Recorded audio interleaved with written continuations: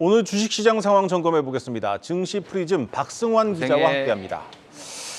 박 기자, 오늘이 1분기 실적 발표 마감일이었는데 기업들 실적이 생각보다 나쁘지 않았는데도 시장은 좀 빠졌습니다. 좀 힘을 잃은 모습입니다. 맞습니다. 5월에 팔아라는 주식시장 격언이 그대로 통하고 있는 걸까요? 국내 증시가 계속해서 미끄러지고 있습니다. 오늘 양시장 모두 하락 출발했는데 코스피는 장 마감에 가까워지면서 뒤집기에 성공했습니다. 5거래일 만에 상승 전환에 성공했고요. 반면 코스닥은 외국인의 대량 매도에 800대 초반까지 내려앉았습니다.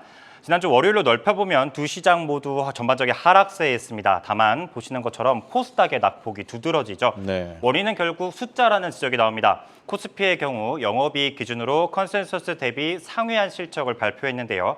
반면 코스닥 기업들은 열의 6골로 예상치를 밑도는 실적을 내놓고 있죠. 가뜩이나 투자 심리가 쪼그라든 데 더해 CFD 사태나 에코프로 등 개별 기업 악재까지 더해지면서 발목이 잡힌 모습입니다.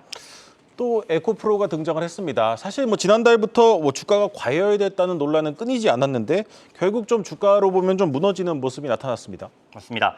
시총 상위 종목이 오를 때는 혼자 오르더라도 내릴 때는 그렇지 않은 경우가 대부분이죠. 네. 대형주들이 빠지면 전체 시장 심리가 흔들리기 쉽기 때문입니다. 실제로 에코프로 삼형제의 주가 약세가 최근 이어지는 모습입니다. 덩달아 2차 전지 전반이 부진을 겪고 있는데요. 그래서 키워드 2차 전지 떠나는 외국인, 공매도만 사인해로 잡아봤습니다. 네. 최근 한 달 에코프로와 에코프로 BM의 주가 하락률을 살펴보면 각각 15%, 20% 수준입니다. LNF 역시 20%가 넘게 빠졌고요. 에코프로의 경우 이달에만 30% 가까이 빠졌습니다. 시가총액으로 따지면 5조 5천억 원이 증발했는데요. 보름 만에 이 같은 금액이 날아간 셈이죠. 이 기간 외국인은 2천억 원이 넘는 에코프로 주식을 팔아치운 것으로 파악됩니다. 네. 이 외국인들은 에코프로 말고도 포스코 홀딩스나 포스코 퓨처엠 같이 급등한 종목들을 좀 정리하고 있습니다. 이 공매도 잔고가 특히 많이 늘어나고 있습니다. 맞습니다. 일단 수급 먼저 살펴보면요. 최근 한 달 외국인들의 순매도 상위 5종목에는 2차 전지주들이 빼곡히 포진해 있습니다. 포스코홀딩스 9천억 원을 필두로요. 에코프로를 5천억 원 넘게, 포스코 퓨처엠 3천억 원 넘게 팔아치웠는데요. 반면 동학개미들은 정반대 행보를 보이고 있습니다. 네. 똑같은 순서로 사들이고 있는 건데요. 포스코홀딩스를 1조 원 넘게 사들였고요. 에코프로와 포스코 퓨처엠을 각각 6천억 원, 4천억 원 순매수했습니다. 그 사이 앵커 말대로 이들의 공매도 잔고 금액은 눈덩이처럼 불어나고 있습니다. 에코프로와 에코프로그램 PM 모두 8천억 원에 달하는데요. 이 둘을 합치면 1조 6천억 원 수준입니다. 네. 포스코 퓨처엠 역시 5천억 원 수준이고요. 일각에서 공매도 세력의 복수 열전이 이뤄지고 있다는 분석이 나오는 이유가 바로 여기 있습니다. 증권가에선 계속해서 주가 하락 가능성을 예견하는 모습인데요. 유한타증권은 에코프렘에 대해서 고평가가 지속되는 가운데 상반기 내 추가 수주 등 모멘텀이 부재한 상황이라고 분석했습니다. 네, 지난달에 개미와 외국인들의 엇갈린 투자 결정이 어떤 결과로 이어질지 좀 지켜보자고 했었는데 결국 좀 외국인들의 판정승인 것 같습니다. 이렇게 코스닥이 좀 하락을 하고 있는 사이 인버스 펀드들은 좀 수익을 내고 있네요. 맞습니다.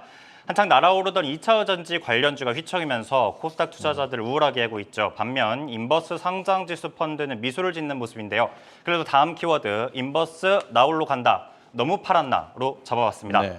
코스닥이 떨어질 것에 베팅, 지수가 빠지면 수익을 내는 상품이 바로 이 상품인데요. 최근 한 달 실제로 코스닥 하락률은 10% 수준에 달합니다. 반대로 보시는 것처럼 코스닥 150 선물 인버스 상품들은 10%대 상승률을 기록하고 있습니다. 코덱스나 타이거, 아리랑 등이 이에 해당하는데요.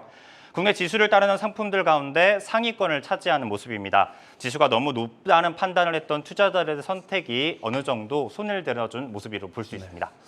지수가 더 빠질지 아니면 반등 국면으로 접어들지는 조금 더 지켜봐야겠습니다.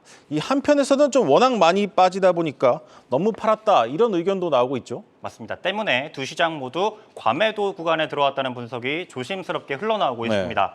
실적이나 투자 심리, 기업별 리스크를 다 제외하고 오직 숫자, 기술적인 분석을 놓고 보자는 건데요. 참고지표로 ADR, 즉 등락 비율이 대표적입니다. 지수의 전체 상승 종목 수를 하락 종목 수로 나눈 값을 바탕으로 이동평균을 구해서 따진 값이 바로 네. 이 수치인데요. 최근 거래일에서 보시는 것처럼 코스피는 지난주 90%대에서 오늘 기준 80% 조반까지 떨어졌습니다.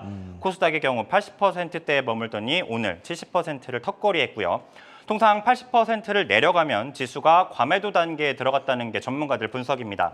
주가에 반영됐던 기대감이 순식간에 빠져나간 상황에서 워낙 빠른 낙폭에 공포 단계에 접어들었다고 보는 근거가 여기서 나오는 건데 이 같은 예측이 과연 맞아떨어질지 관심이 집중됩니다. 네, 여기까지 듣겠습니다. 증시 프리즘 박승환 기자였습니다.